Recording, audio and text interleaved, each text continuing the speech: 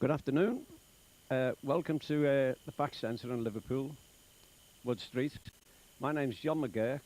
I'm connected with the Tennis Spin Project, the group that are putting out this show. We're having a talk about a little project that's taking place in Liverpool, which will involve this lovely lady in front of me, Miss Hilda Nordblom, I think that's right, is it? The project involves people's favourite places. Favourite places in Liverpool, is it all? In Merseyside, yeah. In All over Merseyside generally, and places that have fond memories, possibly, something happened. And we're going to ask Hilda to tell us a little bit about the project. You're involved with Radio Merseyside, BBC Radio Merseyside. She's also at as a university or college. University, John Moores University. She works between the two. Could you tell us a bit about it, Hilda? What does the project involve? Like, what's it? Well, I've been working volunteer for Radio Merseyside now for a year and a half, and I got in touch with Grace Eden and Claire Hamilton, and they told me that they had this project planned for this year and asked if I wanted to do it. What it is we just want to get out around Merseyside and see where people like to be the most. What is people's favourite places around Merseyside? Why are these places so special for people? Just kind of get a bit about and around the place and get different people on air as well. So you're covering a very wide field on this, right over Merseyside. I mean, you were talking just a few moments ago about visiting Formby. Could you tell us a little bit about that? Yeah, well, I'm going to Formby on Friday with one of my friends from university, actually. He plays hockey for England, and he's going to take me to the hockey field where he first started playing and just tell me a bit why that place is special for him and kind of why he got interested in hockey. So, well, that's got to make the project very, very interesting, even from your point of view. Yeah. Are there any instances where you've had something that will make you raise your eyebrows? Like, is there a general level of favourite places? It's a lot of different things. Well, I've only done 3 interviews so far. I've been talking to a few people. I've been out on the streets and asking people when I'm making trials and stuff what their favourite place is, and get the impression that, you know, everyone's got a favourite place, but just when you stop people on the street and say, what's your favourite place in Merseyside, everyone kind of go, oh, I don't know. But if they get about 5 minutes to think about it, they all have some place. It can be their bed, it can be their favourite pub, it can be, well, a tourist attraction, anywhere. So so far I've been to Sefton Park, I've been to Chinatown, and I've been to a block of flats that, well, it was mainly based around the community around these block of flats. So it's been different things, but very interesting. Great. Before we carry on, I'd like to welcome the audience we've got in front of us at the moment in the Fact Centre, and anybody that's logged on. We hope you stay with us because this could be interesting. I was going to say then, so you aren't actually out in the field, you're on the streets, you do put people as they're coming along, you know, just... Only for the trials, because we want to make people contact us about their favourite places so that I can go out there with them to their favourite place to kind of get... you get a better feeling about the place when you're there, and people remember more stuff when you're there doing the interview, and they can describe the place and what they see and what they like about it. And so we just want people to contact us so we can go out there with them and do the interviews. And are you going through the whole spectrum as regards ages, like young people, older people, middle-aged? You find yeah, just anyone who's got a favourite place in Merseyside that I want to share, more than welcome to get in touch. Yeah, but in your experience, like, do you reckon that an 18-year-old possibly won't have as many places to remember as a 70-year-old or something like that? I know. No, probably not, because a 70-year-old will probably have more memories, and for most of these places it is about the memories that makes it special. It's not the place itself, it's the things that you experience there. And they don't actually have to be emotive memories, they're just a memory. It could be like, again, an older person might think back to when they got married and where they got married, how they got married. The younger person might think about their first visit to Cream nightclub and things like that, you know. Yeah, it's all these different things that we want to come across. We want these different opinions that people have and why these places are so special to them. It can be anything. We just want personal stories from people around Merseyside. Can I give out what you told us before about your favourite place? You can do, yeah. You've made us a very, very popular. A favourite place in Liverpool begins with an A. It's a football ground. Or you've just upset a couple in the audience there. But Anfield, so she made herself immediately one of our most popular visitors in recent times. Again, we had a short discussion before we went on air, and we agreed, didn't we, as you've just said, that it's amazing. You pull somebody up and say, what's your favourite place? Where would you like to go back? There could be a problem in pulling that out from your head, like sort of thing.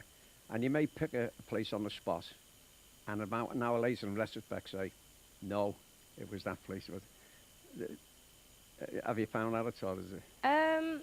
Well, not really, because when I've stopped people on the street, it's just to make these trials, so they don't get in touch with us again going, oh, actually, I said something wrong earlier on.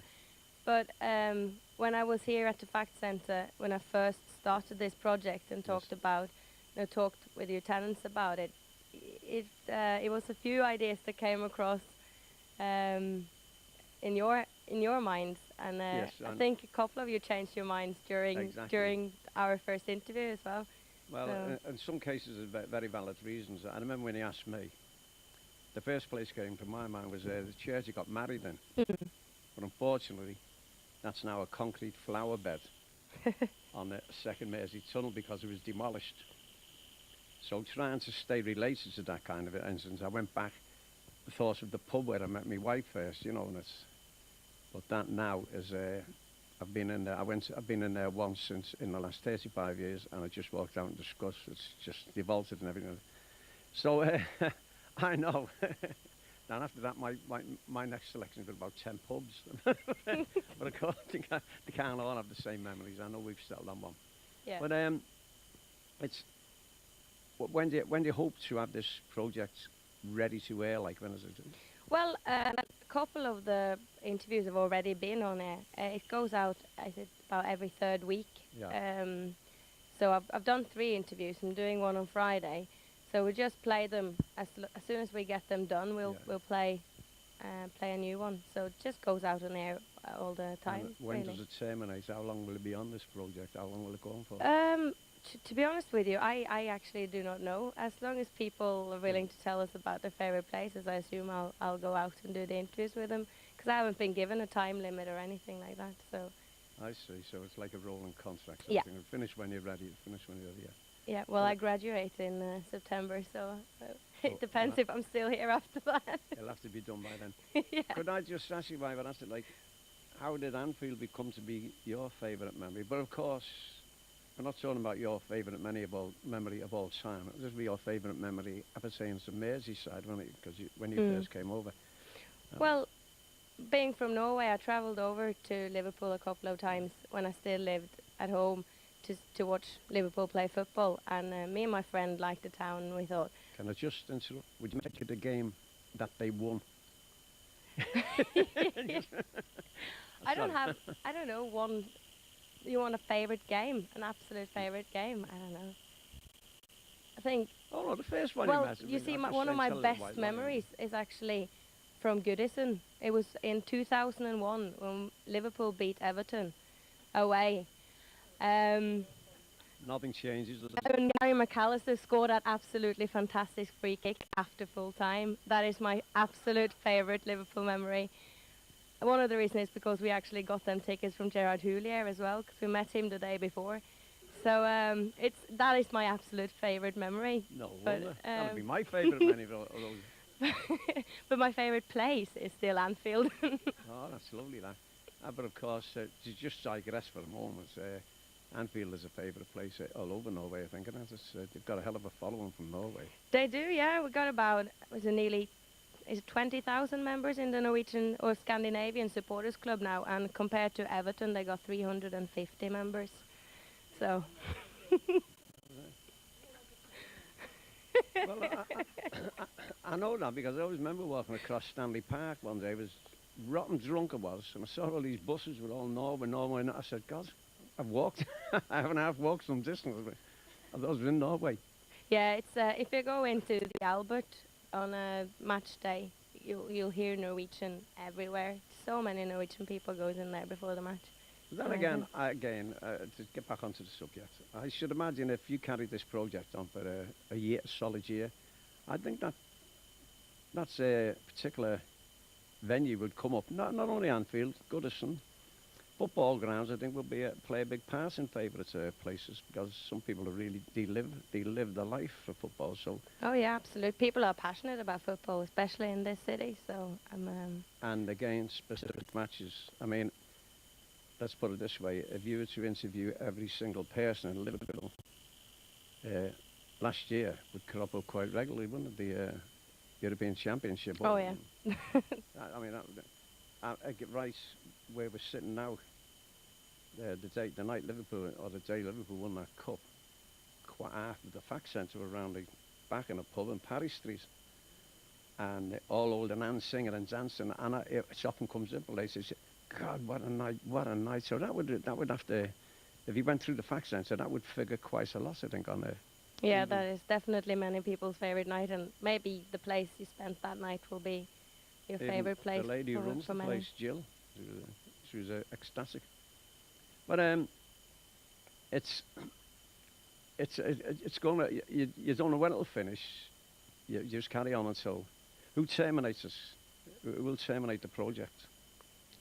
Will it be Radio Merseyside? Will it be through the university? Will it be? It's Radio Merseyside's project. I'm just doing it for Claire and Grace, as I'm just doing volunteer work for them. It's got nothing really to do with my university bit. It's just.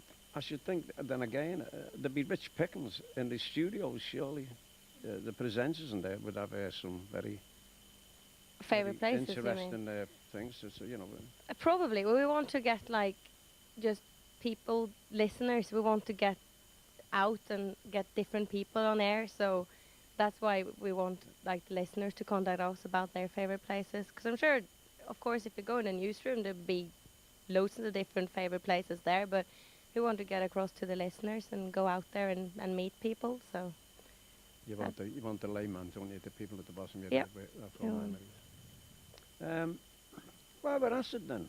Is there anybody in the audience could stand up and tell Hilda any unusual place that they class as their favourite? Anything that would like supersede Anfield? Goodison. Oh, yeah, just Goodison. We have a Evans. Exactly, I see this, but anybody got any favourite places they'd like to?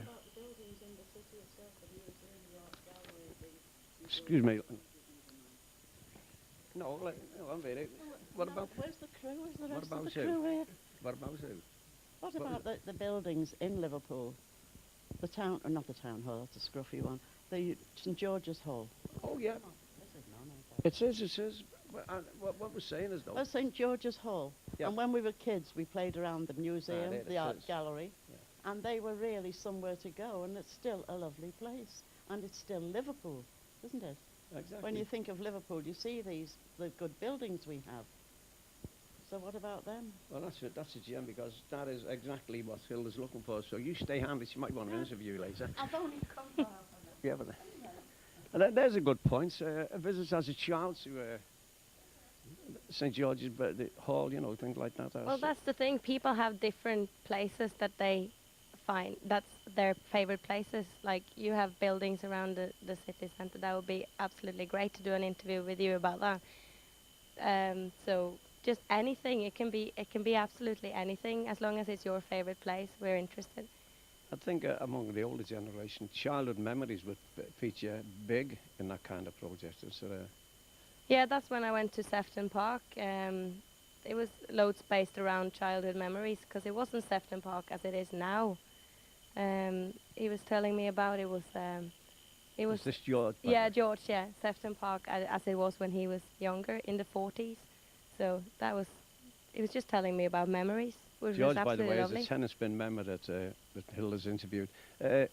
if I remember correctly, his memories were walks through the park where he could just Yeah, we had a walk meander. through the park and we went to the stepping stones. We went to the lake. He was telling me about it was in 1943 or something when Yeah, exactly. the ice froze and they've been sledging over it. And it's just telling me all these all memories, really. Yeah. Well, like,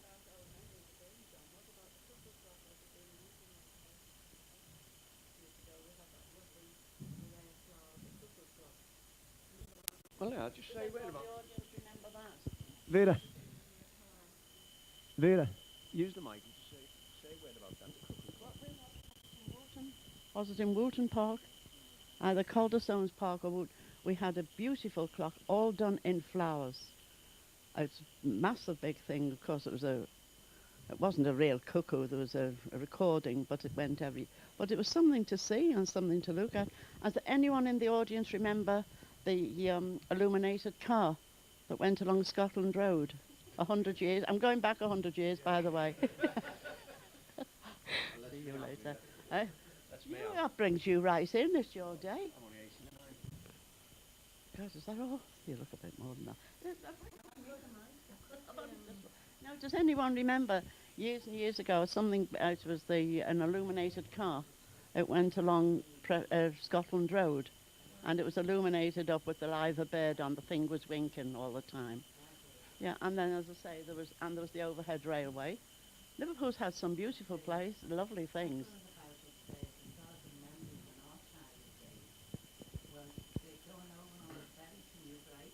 That that was a feat, wasn't it? They were on holiday. The weekend when your mother and father were took you on the ferry, over to New Brighton, which is dead history, New Brighton, but apparently in the news now it's going downhill, whatever they're doing to it over in the Wirral. But that was our holiday with our lemonade powder and our water in a bag going over. It was so expensive. That's what I'm saying. Yeah. And the overhead railway, where people were coming from Lime Street Station, and they pay, I would say, looking back at a film on the 18th century, they were very rich. Very, very, yeah, but I'm looking back at it, that generation, some of them were very, very rich. And that the overhead railway, how they done away with that, I do not know. I really don't know why. But, eh? And the Dockers Umbrella. And we have two lovely cathedrals. We've got one to spare. Sing that song, Oleander. If you want a cathedral, we've got one to spare. Well, it's obvious, Hilda. These two would need a show of their own, wouldn't they? But nevertheless, you've brought up some very emotive scenarios there. The Yeah. park, the overhead railway. People would, I mean, now it's, as we said before, I could say to myself, one of the loveliest memories I have was riding on the overhead railway, as Jolly's just mentioned, and Vera's just mentioned. That was a thing in itself, So, we know what Hill's project is about now. You've got possibly a few people here that might want to talk to you later on. That'd be But great. before we go any further, is there anybody now would like to state a favourite place of theirs? And what we'll do, we'll try and zoom in on the screen. And that involves Goodison. If it must be Goodison, it must be. So, why Goodison?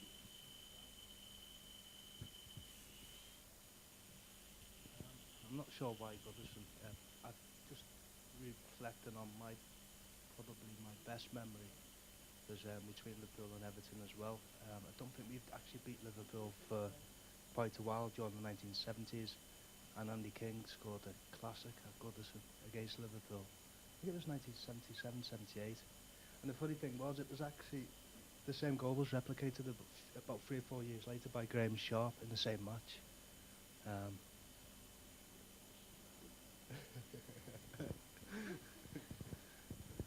Was that so Goodison as your? Yeah. There's one other actually, Soho Street and Mansfield Street. When I was a child, I used to spend quite a lot of time because my family came from, we moved to the south end of the city. My family came from round Soho Street and Mansfield Street, and the gardens, the concrete, they look to me, they look like concrete gardens. We used to just run through the arches of each, you know, like tenement type. Anyway, do you think, could we zoom in on Goodison, Jimmy, and show this chap the closest view of the centre circle he might likely ever get? There we are, that's where it all happened. Where were you sitting? Oh, no, we can't get that, is it? There's the famous Goodison turf. A lot of holes in it, isn't there?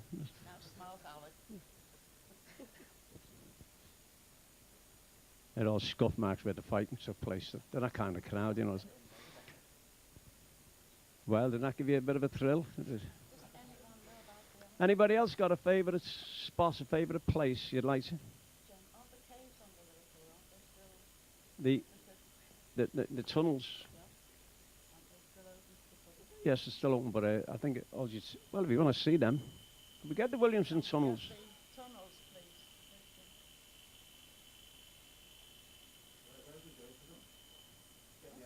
Ah.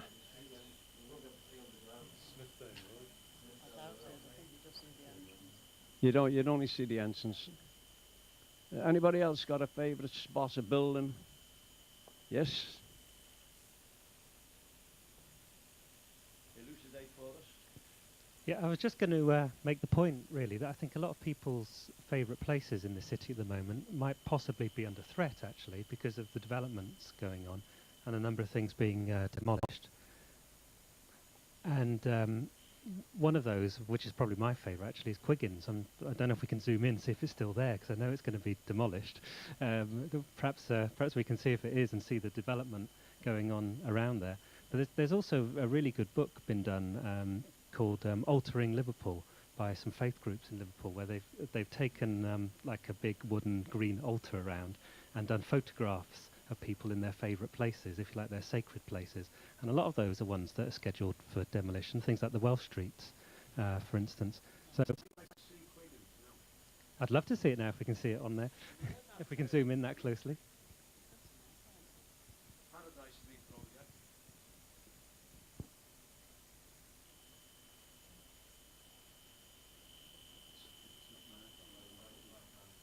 Yeah, you can find it by hand.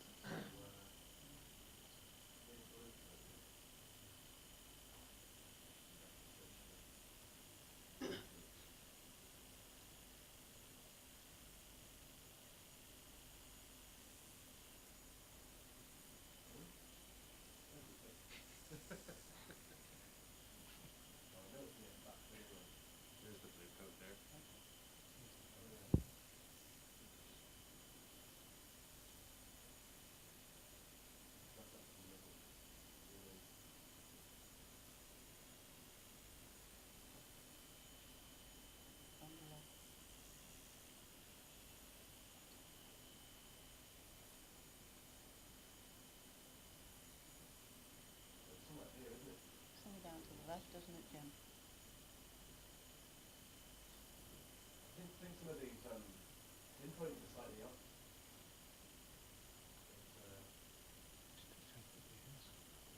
Look at that close to the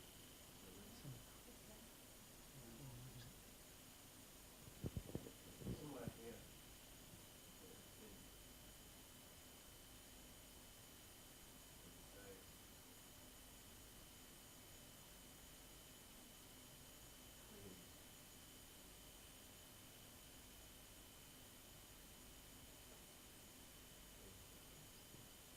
Pulled it out on it. We might have done that. I haven't checked.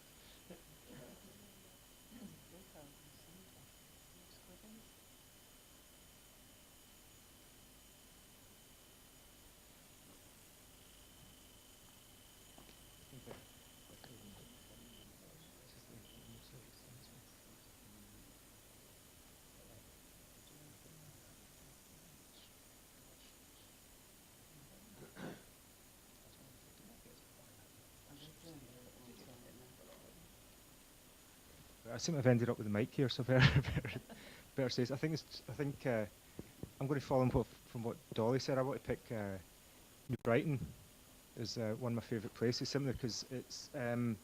I've got absolutely no memories of New Brighton, so I've got no. This is not linked to nostalgia, Dolly. I just like there's something about New Brighton that represents New Brighton. I want to pick New Brighton as my favourite place because New Brighton sums up a lot of the good and the bad of you know, because I just moved over there a few years ago, so I've got no memories of New Brighton. At the same time, it's got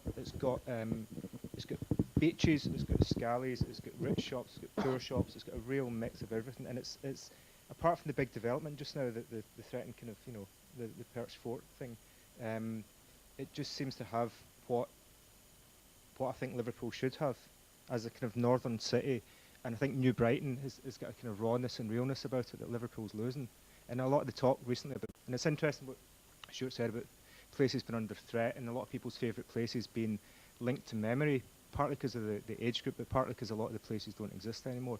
But for me, New Brighton is keeping this kind of real, just northern culture that's you know, it's not linked to economy, and it's partly it's deprived, but partly it's really, really funny, and it's kind of genuine and stuff. And I just love going to New Brighton. It's wide open spaces, and you can see you know, you can look across at, you know, Crosby, maybe where some of the money is. But I really hope that New Brighton, without becoming like Venice and just keep it the same, I think New Brighton's got something for me that's not about memories, it's not about money, and it's not about, it's a place that's got something that maybe it.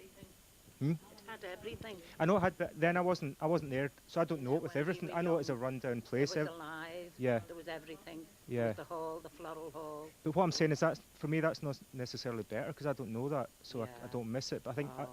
I still think it's got something now. Taken Yeah. a lot away from Yeah. New Brighton. Yeah. And of course, you live there, don't you? Well, yeah, as a tourist, it's Is still there- a good place for holidaying. It's quite cheap in the ferry if you want to just nip Is over there a for the- regeneration process going on there? There Because is, I, there I is, find but- there's a lot of potential there, but it just seems very dilapidated. It's quite depressing. What do I like? almost I like the name. I like the ambition of calling it New Yeah. Brighton and its associations with, you know, with somewhere sunnier and somewhere better and more glamorous and all these stories. I think the absence is a very strong thing in New Brighton. Mm. And not I've seen the postcards, I've seen the Blackpool Tower type thing, and I've heard the stories, and I see the derelict buildings, and there's absence there. But that absence is you know, and a lot of Liverpool, it's the absence that makes it. You know, you still see the remnants. But for me, New Brighton's got really something quite kind of magical. And it's not just, I mean, Martin Parr did this fantastic series of photographs in like the chip shops of New Brighton and all the, you know, on the beach, and those are the real, there's something, without being, you know, sentimental about the north of England, there's something about New Brighton that's, it's only just clinging to the cliff, I think, it's just hanging on. There. Ferries used to be packed. They used to be packed. You know, we had a bigger generation then, of course, weren't we? Because when you going back from the, say, the 40s, you had a lot of people, you know, saying the Irish immigrants and all them and over. You were talking about nearly 2,000 in the community alone, you know, in the north of Liverpool. But you see, when we talk about your best spot or what you liked, I think it's memories attached to it, because your memories is what you remember and what you liked, you know, and there's a lot of things. I'm going back to my flat, 38 years, that were my memories, because there was a lot went on that I learned by moving down there into a block of flats. You know, it's all right people saying, oh, people want houses. Of course they want houses. Well, living in a block of flats, you'd be surprised how, you know, life changed you from living on the ground. And there was a lot, believe me, helped me in my life today that I'm very grateful for, thankful for living in a block of flats. Well, going back to a block of flats today, Dolly, is that the way we're living today, you're best in a block of flats because you have the security. We have CCTV, we have fobs to go in one door, fobs to go in another. The people can't break into you as easy as they can in a house. So that's the majority of people prefer to live in a flat. I do. I wouldn't come out of my flat now. And I think Paul will tell you, it's a lovely area. And they're building up, they're much better than the tenements were years ago. I mean, tenements years ago, just house on top of flats and nothing, but now there's a community and there's a living in it. But I really don't think that they're doing them the spacious that we had in the apartments they're building today. For some of these students that are living them, you know, in the, They're small. They're building them up in the sky because land's so expensive. No, don't they? Well, I did come from a three-bedroom flat and I'm in a one-off for that's what I'm saying, we had the because space. it's unnecessary work. I'm a lazy beggar. Only work I can do. Yeah. But, you know, we do it for more, you know, we don't clean brass or iron net curtains like our mothers did. We've got all I that. know. And modern living now is just, you know, is flat big enough. Did you have curtains? No, we don't know. Yes, mine. God. Lines now. We didn't have windows. But to get back to New Brighton, yeah, but New Brighton had a tower which was bigger than Blackpool Tower. And of course the famous open air swimming pool, which was one of the best in Europe. So Hilda, the thing is, as we just found out, that there's no shortage of places and areas where people could relate to as they're having great memories. I don't think you'll have any problem with it. Well, what about anybody else got a favourite place that we could zoom? Well, you've been on Liverpool, on Merseyside. Can you name us a place, a favourite place that you'd like to see on that screen? Well, I really feel like I'm a rank outsider. Oh, this should be good. We've got anybody clear, no pubs.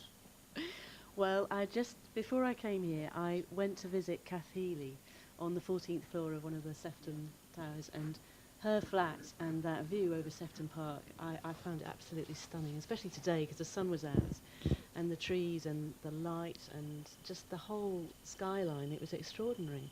So in a way, for me, the best thing I've seen so far is the entire skyline, because you know from her flat you can see, she's got the two windows, so you can see right out over the park, round over the Mersey, and then right round to the Anglican Cathedral.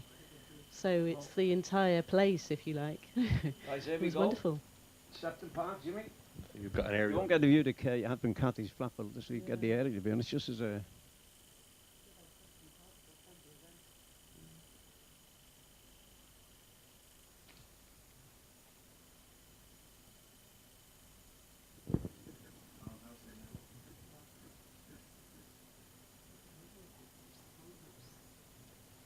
Yes, the Palm House, yep. I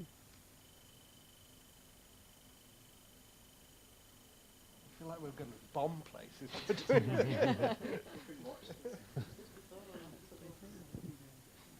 Well, while we're on Sefton Park, I think this is well to remember that. We're very lucky in Liverpool. Because like a lot of things, there's only one other city in this country got more parks than Liverpool, and that's London. So we're lucky in that respect. Again, as we owe lots of our forefathers, they were very, very forward thinking in that respect, you know. And we still have a lot more parks than most cities in Europe. And of course, Birkenhead Park, most probably more likely know this, it's a bit of trivia, but Central Park in New York was modelled on Birkenhead Park, as well as Birkenhead Park being the first park in Europe. Pardon? No, I haven't been to Grand Centre, but it is a fact. Were you happy with that? John, Vera mentioned the Wells Streets there a minute ago. She used to grow Oh, up there, yes. so I know it's a hot topic at the moment. The Wells Streets, Jimmy. John, could you just fill everyone in a bit what's going on there at the moment? It's just Well, this is a very good selection because this again is a very emotive subject that under a demolition order. Yes, well, we are involved in a program that we're doing ourselves to highlight this issue. It's been bounced about between the council, the people in the Welsh Streets, and the governments, including John Prescott.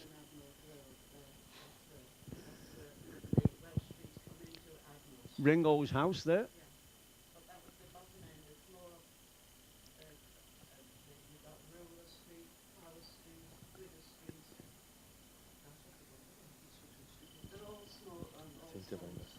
Exactly. But while we're on the subject, we may as well make the points. We visited a house there 2 days ago.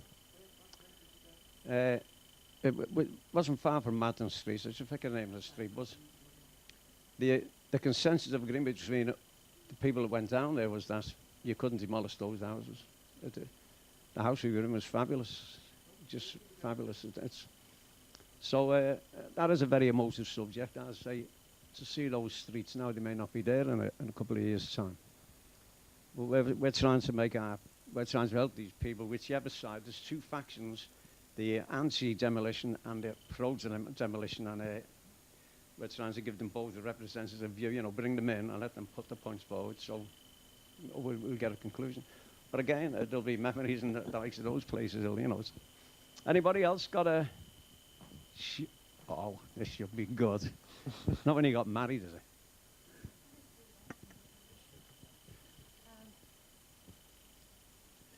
A place where I have memories, and every time I go back, I come back with new memories, is Parkgate.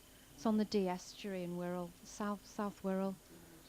So it's Dee side, not Merseyside, but it's, I don't know if you want to chase it, but there's a fantastic Parkgate. Yeah.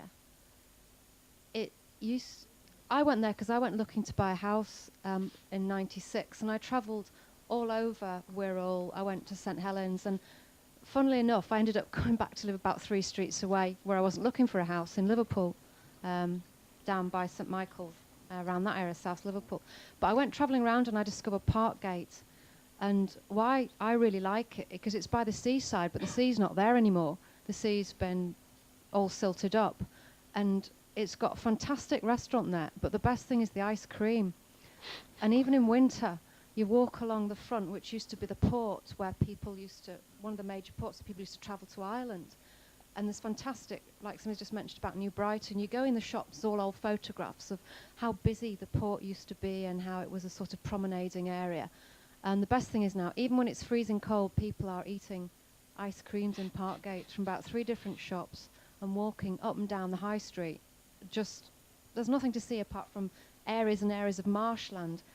About 3 good pubs and a fantastic restaurant and ice cream. It's not your ice cream shop. No. But it just tickles me. You know, you might have had this in New Brighton at one point, but it's just, it's freezing, and people still want ice cream in the middle of winter because that's what you do in Parkgate now.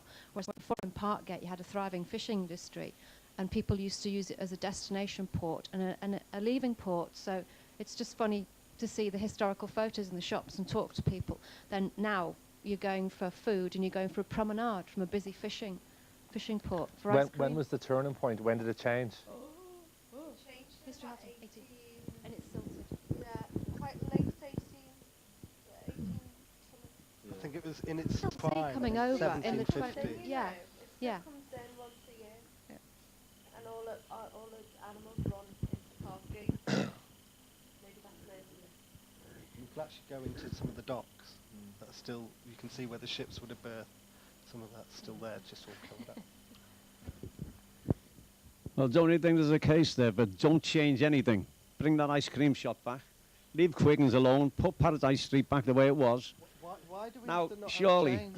you must have a... And we will John. allow pubs. There has to be a pub. John, why do we not need change? Have you got a favourite place you like to see? Why do we not need change? Oh, We've got a city I knew that because we've got 2 a years we've maybe got a we've city gone. that's lost 500,000 people. No, to We've keep it in got an context, infrastructure for a city. we that's do need twice change, the but- size. We do need change, but We're getting left behind. temperate. My friend there made a point about Quiggins. They pull that place down. That'll be a criminal act on a par with the overhead railway. I disagree. I strongly disagree. Quiggin should be 3 times the size and much more You've got to interesting. move And on. You much move more on at a slow expansive pace, and- not too fast. Favourite places, a place you'd like to see where it's got always a good memory, or even something that's got a bit of a thrill. Tell us about it. Okay. I'm originally from West Derby. I don't know if anyone knows West Derby, but that's where I'm from. And by many Scousers in Liverpool, West Derby is seen as somewhere quite affluent. It's not, and obviously I'm not from an affluent background, but one of my favourite places in Liverpool is Eaton Road in West Derby, because that's where I was brought up, at the back of Everton's training ground, which is called Belfields, and next to the Bill Shankly playing fields. Actually, Bill Shankly lived up my road. Sanforth Road, well, he lived in Belfields Avenue, which is West Derby, yeah, there it is. So I lived at 112 Sunforth Road, and my mum had a hairdressers over the road called Verita, which was a culmination between her and her sister's name, Val and Rita. They opened it in 1964, and it was like properly brilliant. It was. So you did live there, where do you live now? I live in Sefton Park now by Jim. You go back there often? Oh no, Jim doesn't live there. I don't even live by anybody. I don't know. Sorry, I made that up. I live by Catherine Dempsey in Sefton Park. I don't go back to West Derby much because it reminds me of back in the day. Exactly, yeah. And I don't really want to, because it's changed quite a lot now. It's a bit scally now. Yeah, it's very different than it was. Oh yeah. Knotty Ash has changed a lot as well. I'm from the other end, nearer to the field there, but yeah. I think they're bringing the hospital further up now. Yeah, they're knocking Alder Hay down now. Yeah, it is. There's another thing people have been against. They wanted greenery. Yeah. I think we need a hospital more than greenery. Yeah. Although West Derby's very green, if you look at it on an ordnance survey, even now, compare all of my family are from Everton Valley, round there, Anfield, and compared to that on the ordnance survey maps, it's amazing because there's so much, there's such a high density of housing in Anfield and all round there. But that's my favourite place anyway. You better get back there and have a look, because that's another place that's coming under demolition. And I believe, Paul, she's disgusted by that. Well, if As nobody are- wants to, if there's not enough people to live there, As are the do you live locals. there? I wouldn't live there. I wouldn't live in Anfield. What? Not now, but regenerated. Different thing, like the house in the Welsh Streets, smacking the eye for John Prescott. In his Snyder side, I see they haven't sold the house yet. The following, no, but this is they did a house up in the Welsh Streets. The Granada Television finances. We It have to be costs- careful that we don't get sucked in by southerners coming up saying, actually, if these were in London, people would live in them. People aren't going to move from London.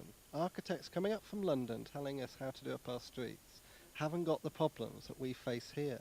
And unless somebody in London decides to move the whole civil service up north, which they could do, but they won't do, you know, these docks Paul. of Liverpool used to employ hundreds of thousands of people.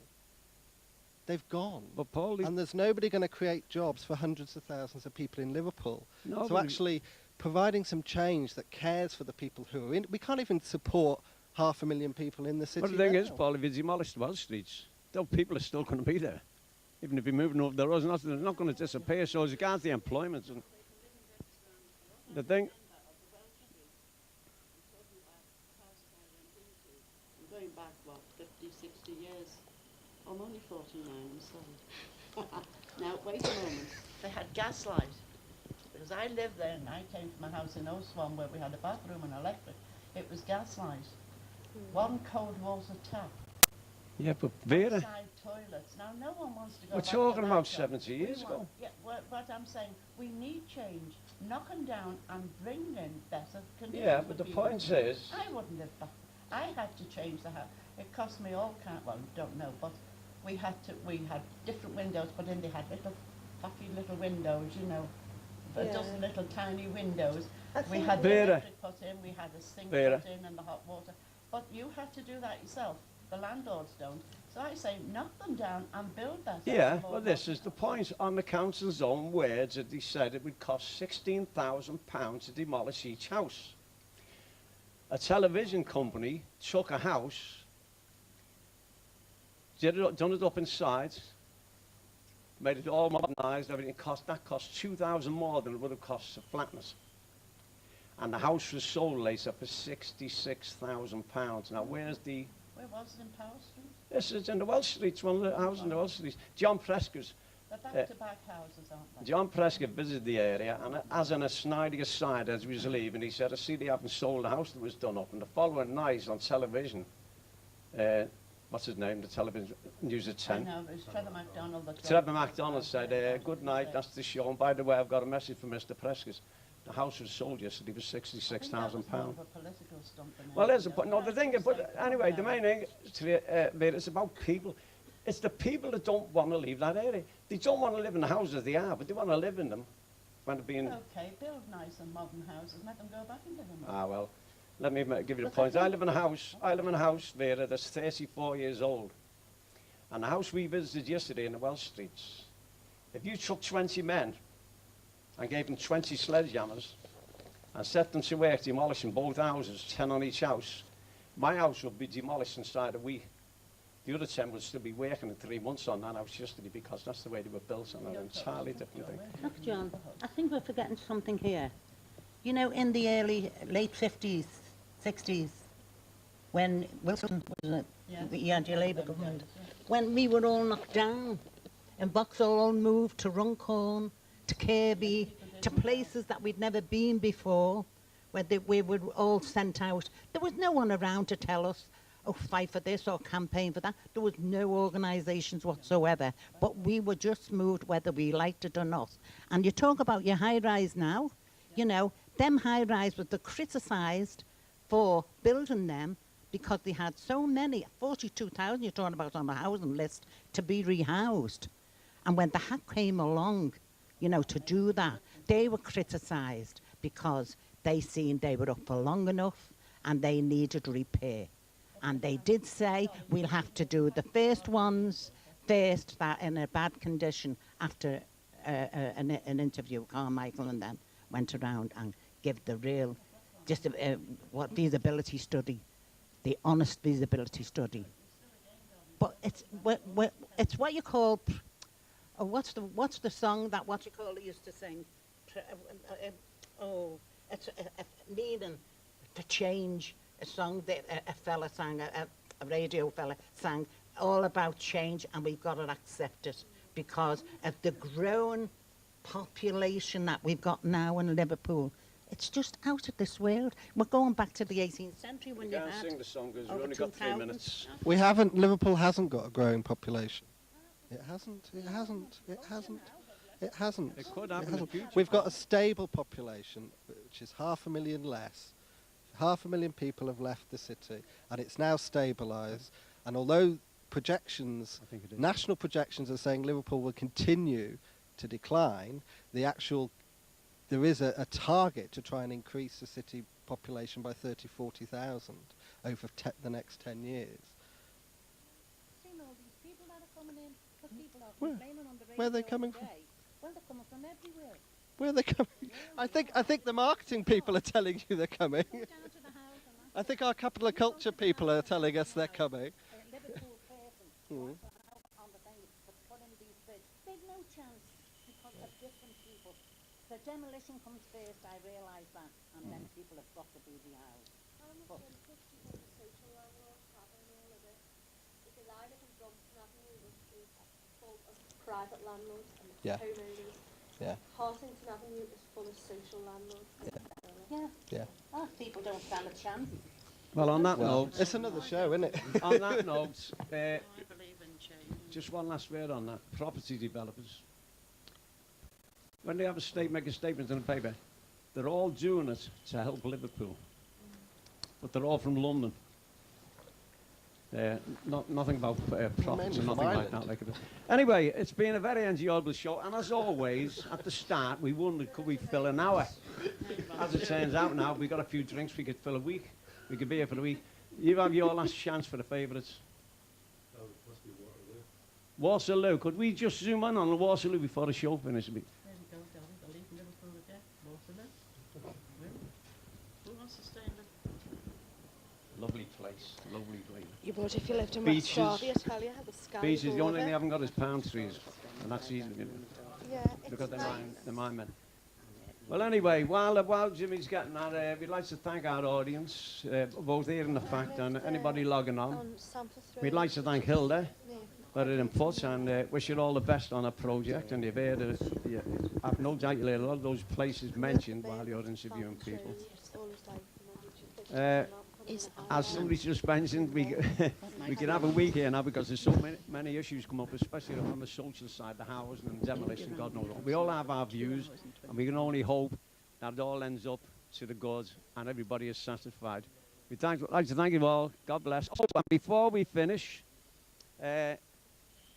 in the very near future, coming soon on Ten and Spin, this is the splurge, the launch of the Four Corners Music CD, a CD that was made by Ten and Spin members living in the high-rise blocks, a very talented group of people. And we're having a very interesting show on the Welsh streets and much, much more. Anybody who wants to log on, visit www.tenandspin.org. I don't know what that org means. It sounds suspicious to me. Prefer the T-Side. Just log on to there and you'll get all the information you need. Thank you all very much once again. God bless. Take care.